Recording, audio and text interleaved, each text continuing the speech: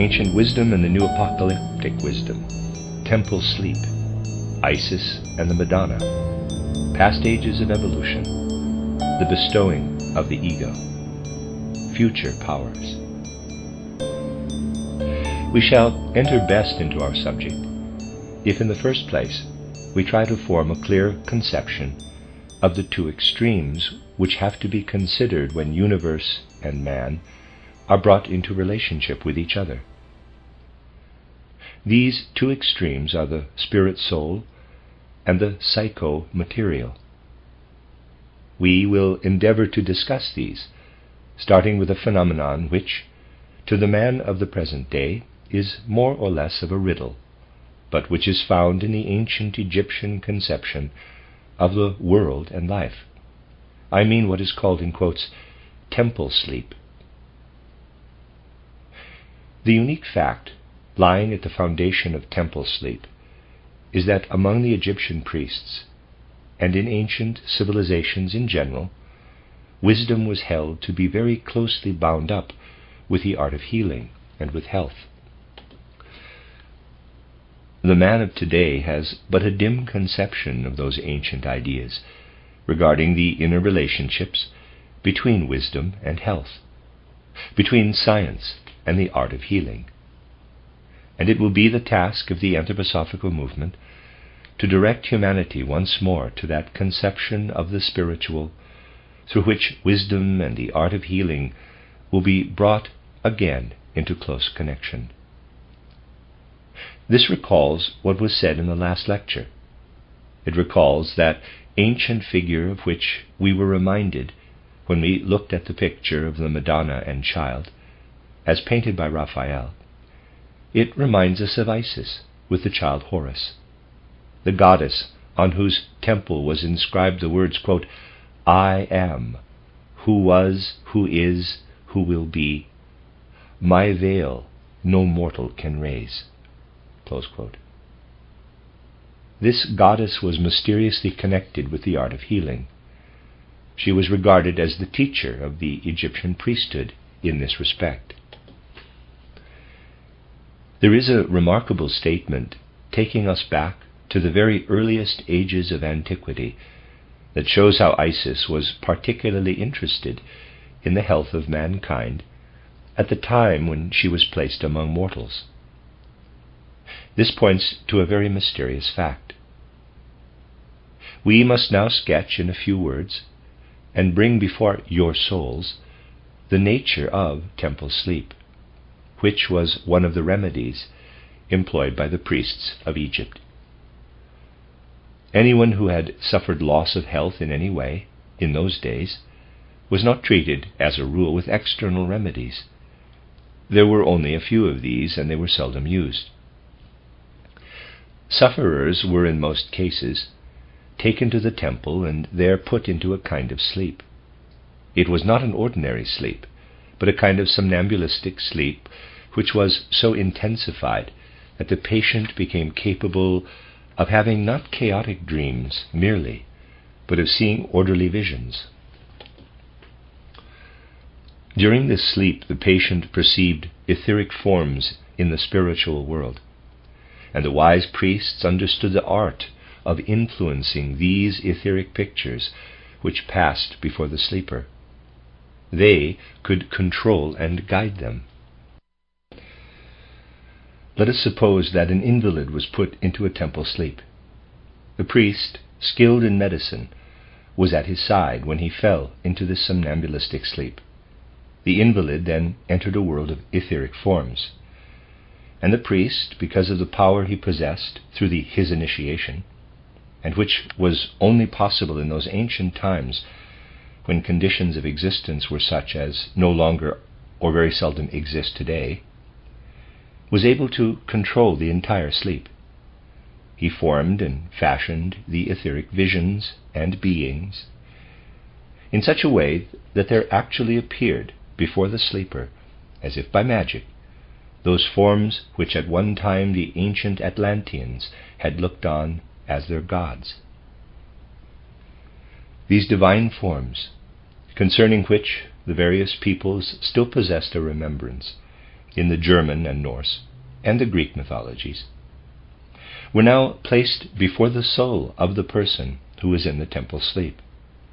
He saw in particular certain figures which were connected with the healing principle. Had the patient remained conscious, as in the waking consciousness of today, it would not have been possible for such forces to act upon him.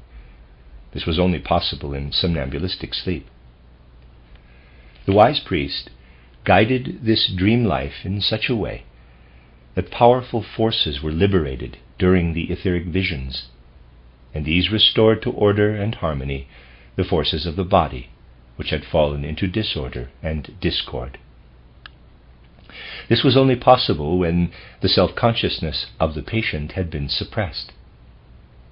Temple sleep had, therefore, a very real significance, and we can see how the healing art of the priests was connected with knowledge only accessible to man through initiation. The connection lies clearly before us. It was the priests who, through the revival of the ancient vision of higher worlds, possessed in their wisdom the forces which came from these worlds, whereby spirit could work upon spirit. They acquired the capacity of allowing spirit to work upon spirit, and through this wisdom was brought into the inner connection with health. In the uplifting of the self to what was spiritual, there was in ancient times a healing element, and it would be well if man were to learn to understand this again. For he would then understand the great mission of the anthroposophical movement, which is to lead man up to the spiritual world, so that he may again enter those worlds from which he has descended. It is true that in future people will not be put into a somnambulistic condition. Self-consciousness will be fully maintained. All the same, strong spiritual forces will become active in man, and the possession of wisdom and insight into higher worlds will then be capable of acting on human nature to harmonize and heal. Today, this connection between spirituality and the healing art is hidden. Those who are not initiated into the deeper wisdom of the mysteries cannot discern the connection. They cannot even observe the more subtle facts that confront them. Those who look more deeply know upon what profound inner conditions a case of healing may depend. Let us suppose, for example, that a certain illness befalls a person, and that it has an inner cause, not a fractured thigh bone or a disordered stomach, for these are external causes.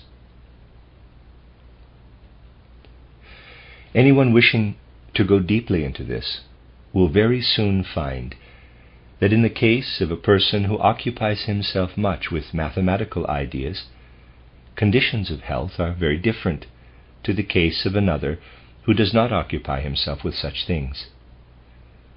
This fact indicates the remarkable connection between the mental life of a person and the state of his external health. It is not, of course, as if mathematical thinking healed the man. Let us look at this more closely. That different conditions of healing are necessary in the case of one applying himself to mathematics and one who does not.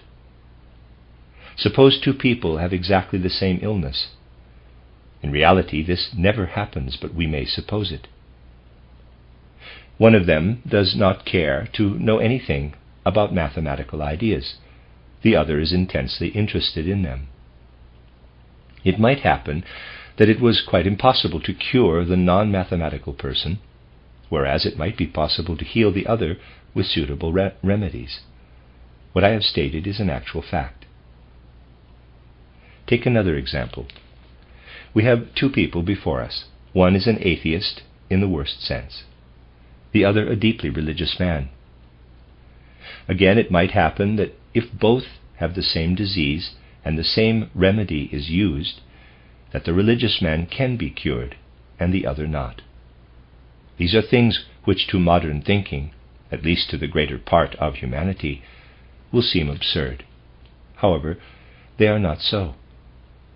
How is this? It depends on the fact that an entirely different influence is exercised upon human nature by so-called sense-free ideas and by those filled with sense perception. Think for a moment of the difference between a man who likes mathematics and one who does not. The latter says, quote, "I ought to think about these things, but I only want to think of things which I can perceive with my senses." Close quote. Nevertheless, it is of great use to the inner being of man to dwell on conceptions of that which cannot be seen.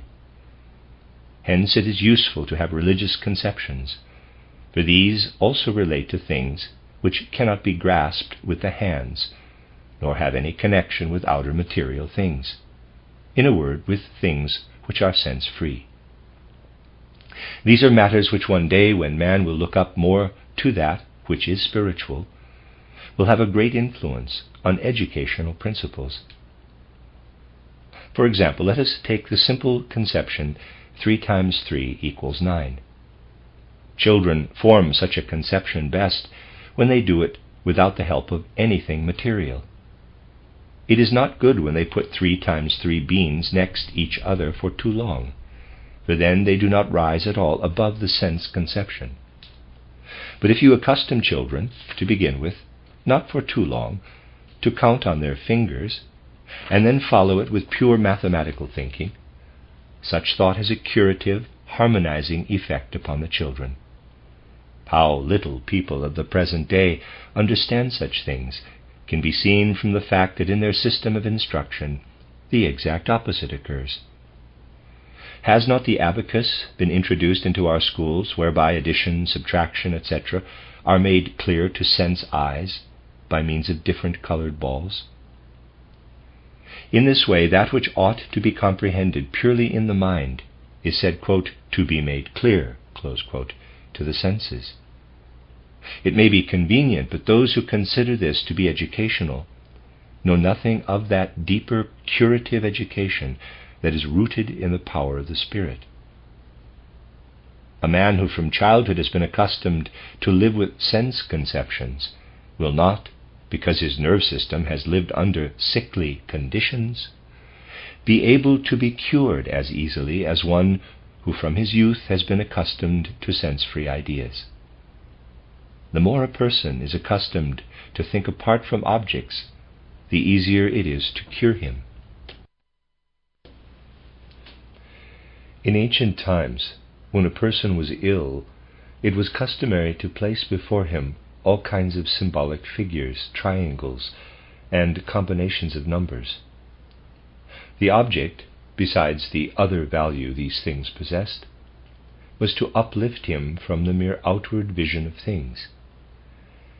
If I place a triangle before me and merely look at it, that has no particular value. But if, on the other hand, I see it as the symbol of the higher triad of man, it becomes a healing conception of the mind.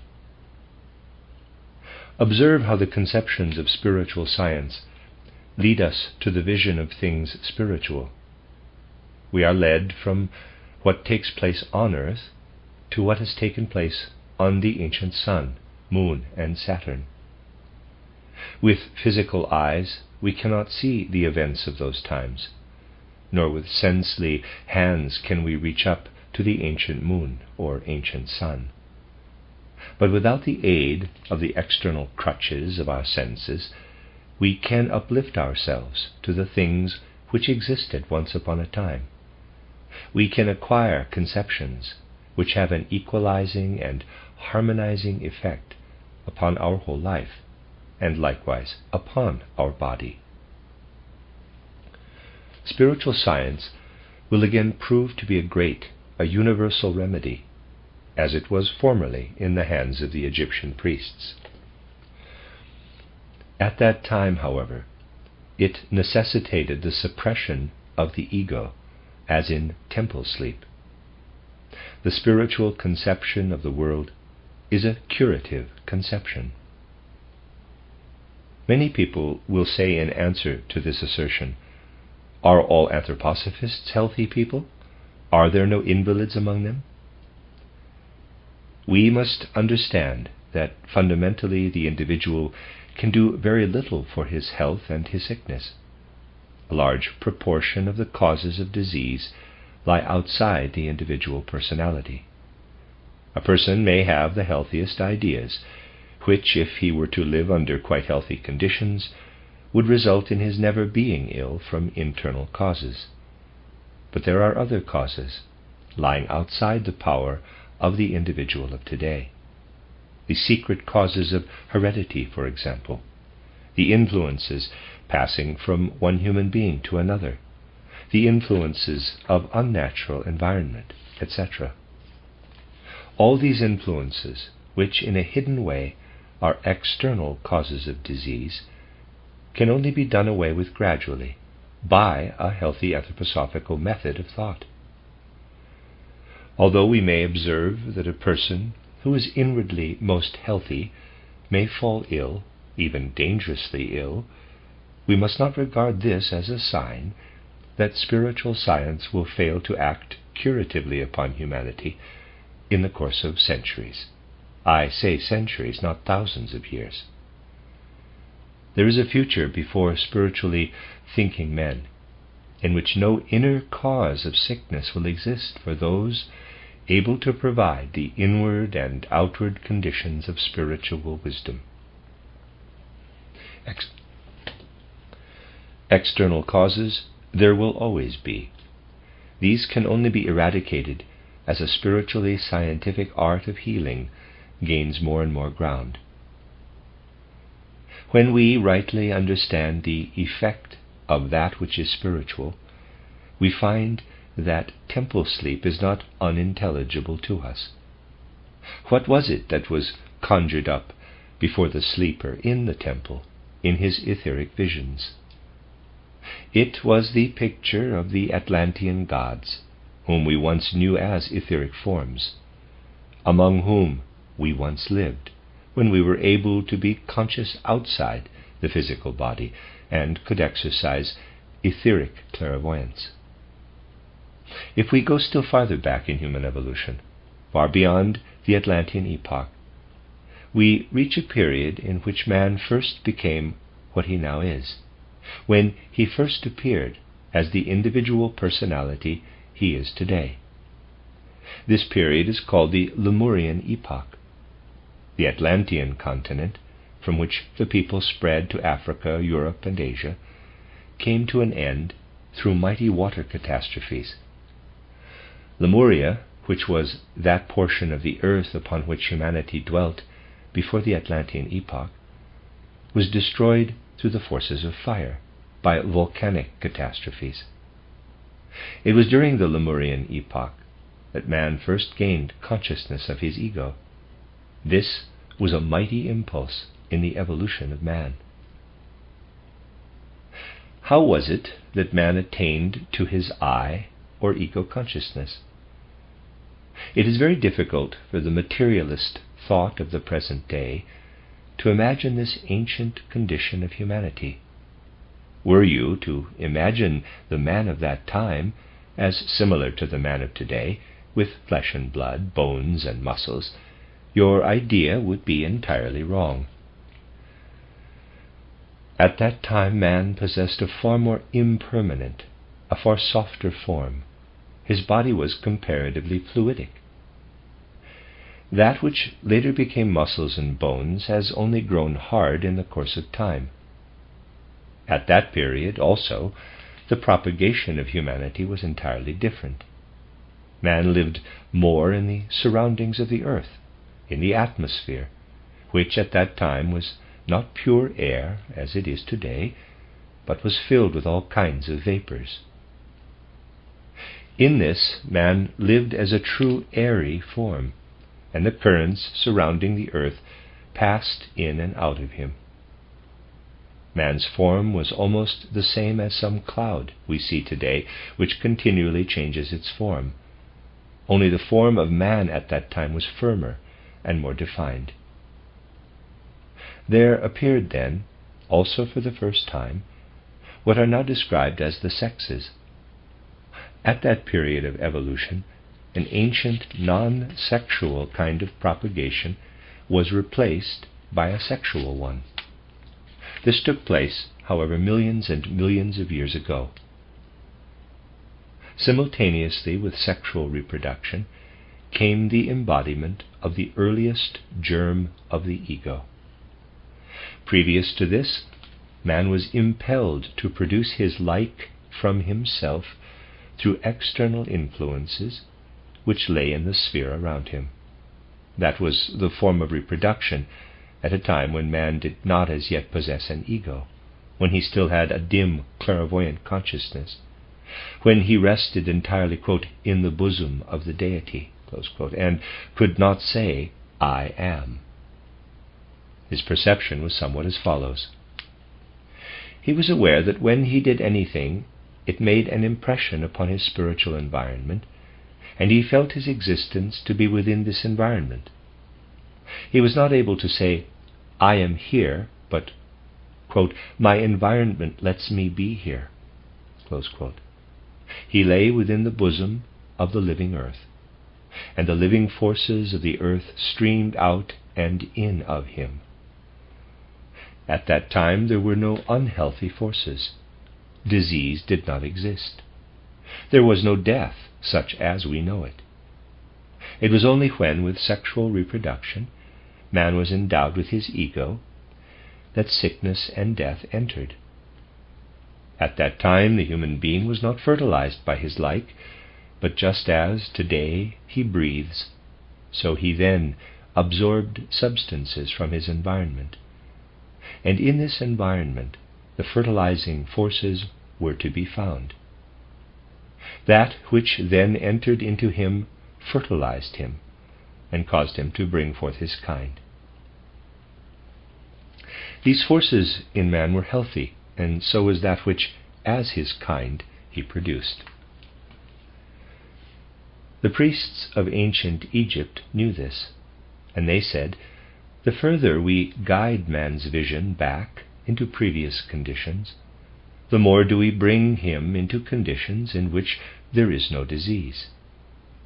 The vision of the old Atlantean gods acted curatively, and this was still more the case when the priests guided these visions so that the temple sleeper had before him those primeval forms which were fertilized, not from their like, but from that which was in their environment.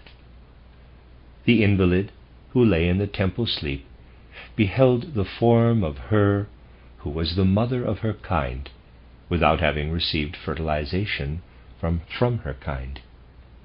Before him stood the generating woman, the woman with child, yet who is virgin, the goddess who in the Lemurian epoch was the companion of man, and who has since disappeared from the sight of man. In ancient Egypt she was called Holy Isis. Isis could only be seen by men in a normal way when death had not as yet appeared on earth. At that time men were, in normal consciousness, the companions of such forms as floated around them, and they brought forth their kind virginally. When Isis was no longer the visible companion of humanity, when she was withdrawn into the circle of the gods, she continued to interest herself in the health of man from the spiritual world. So said the priests, and when a person was raised to the vision of those ancient forms in an abnormal way, as in temple sleep, the pictured Isis still acted curatively on him. She is that principle in man which was present in him before he received his mortal covering. Her veil has no mortal raised, for she is the form which was there when death had not as yet come into the world. She is the one rooted in the eternal. She is the great healing principle to which humanity will again attain when it steeps itself anew in spiritual wisdom. We see what has remained of this in the wonderful symbol of the Virgin Mother with the child. Speaking from the standpoint of spiritual science, we say with emphasis that we see it in many pictures of the Madonna. We assert these pictures have a curative effect. For within the limits which have been discussed, a picture of the Madonna is a means of healing. When it is viewed and studied in such a way that it has an after effect upon the human soul, when this human soul can dream during sleep about the Madonna picture, it then possesses a healing power even today. Let us now ask, what were the fertilizing forces at a time when the human being was not fertilized by his own kind? Think of our earth at that time as being a solid kernel, surrounded by all kinds of viscous, seething substances mingled with vapor, and in this half-watery structure dwelt Lemurian humanity. The earth was shone upon by the sun, which could not then be perceived by human eyes, because our sense organs had not developed. The sun's influence, however, penetrated through the veils of mist and cloud, and with the power of the sun's rays the earth received also powers of fructification. The earth did not only receive the forces of warmth, but at the same time the forces which today live in the power of fructification. That which the human being absorbed streamed to the earth from invisible spiritual sun beings. Such was the relationship between sun and earth. The power which acted at that time upon those sexless, self-propagating human forms was perceived as a masculine power. This was poured out over the whole earth as a product of the sun. Such were the conditions during the early part of the Lemurian epoch. Let us now go back still further, to a period in which the conditions were again quite different, to a primeval past, when the sun, which is now separate, was bound up with our earth. At one time, the earth and the sun formed a single body. All the finer and more etheric parts were still within this common body. We will consider this body at the time when the two were connected as somewhat resembling in shape a fancy biscuit, one part a smaller globe, namely the earth plus moon, hanging, as it were, onto the other. We must imagine the sun as a vast etheric body on which earth plus moon hung. The rays of force from the sun still mingled with the earth. They passed from the sun to the earth and back from earth to sun, for the two were in a certain way one body. We shall best understand the purpose of this development if we inquire what would have happened if, without any further taking place, the sun had turned entirely away from the earth after the separation, and had no longer sent its beams and currents to the earth. All life upon the earth would in this case have dried up and hardened. It was necessary to the earth that the fertilizing influences from the sun should remain. We have to regard this interaction between sun and earth as the interaction between two principles, one leading to destruction, the other giving life. This was also the case later. Invigorating life flowed continually from the sun to the earth.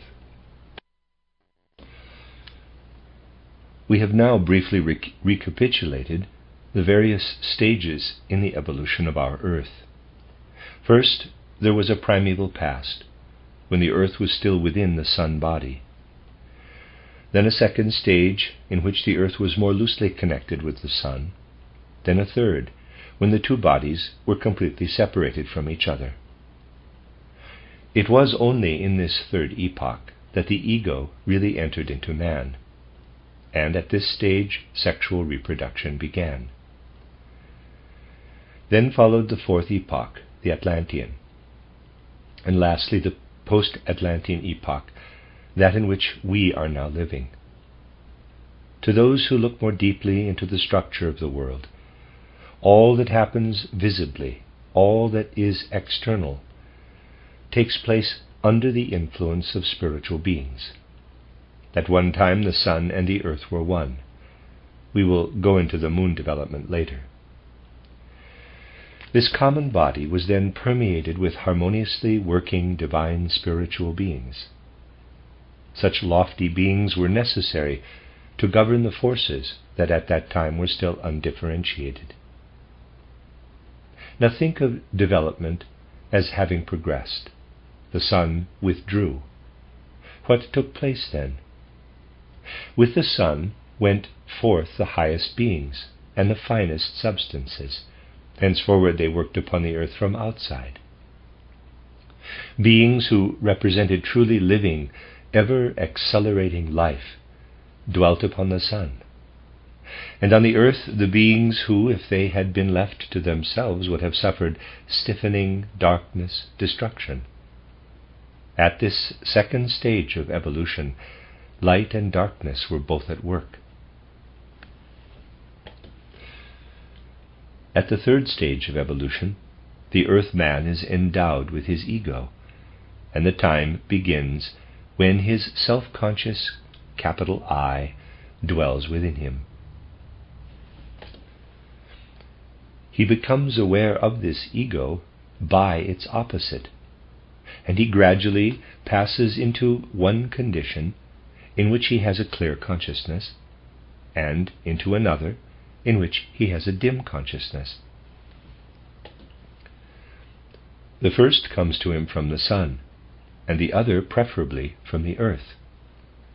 The ego, the eternal germ, has to alternate between two forms, one an eternal form, and the other a form which can be born and can die.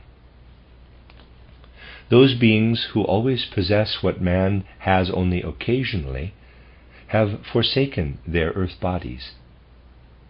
First, that being who brings about fertilization, who lives principally on the sun, went forth from the moon earth. Then the being who makes the human form static or more permanent goes forth with the moon. Sun and moon gradually separated from the earth. With the sun went forth the beings who, had they remained united with it, would have brought a too precipitate life to earth. And with the moon all those forces withdrew which would have brought about a hardening and stiffening, everything which would have tended to make form permanent. The earth remained in the midst, as it were, between the two. Man on earth alternates between these two. He is influenced on the one hand by the sun, and on the other by the forces of the moon. The beings who were previously man's companions had now withdrawn, some to the sun and some to the moon. In the fourth epoch of the earth's evolution, those companions of man were met with who had condensed so far as to an etheric body, and they were in certain respects subject to human weaknesses. These were the etheric gods with whom men lived during the Atlantean period. In post-Atlantean times he lost his connection with these etheric gods. He entered entirely into the physical world, and the door leading to spiritual worlds was shut. There remained to man, however, from these ancient times, something that was like a remembrance of the spiritual worlds, and in accordance with the law of repetition, everything he had passed through in life at one time woke up within him later as knowledge. Man had lived through numerous epochs in which he was variously related to the gods. He now passed through the same stages again, but with knowledge. After the great Atlantean flood, in the first holy ancient Indian civilization, man passed once again in soul and spirit through that epoch when earth and sun were united. the very exalted deity who guided and adjusted everything that man experienced in the first post-Atlantean civilization, was called by a name which remained as a tradition into later times. Man called this deity Brahman, the All-One. This deity actually dwelt among men at one time. In the first epoch of the evolution of our earth, man was the companion of Brahman, who was reverenced in the ancient Indian civilization and was known to man when in a higher state of abstraction.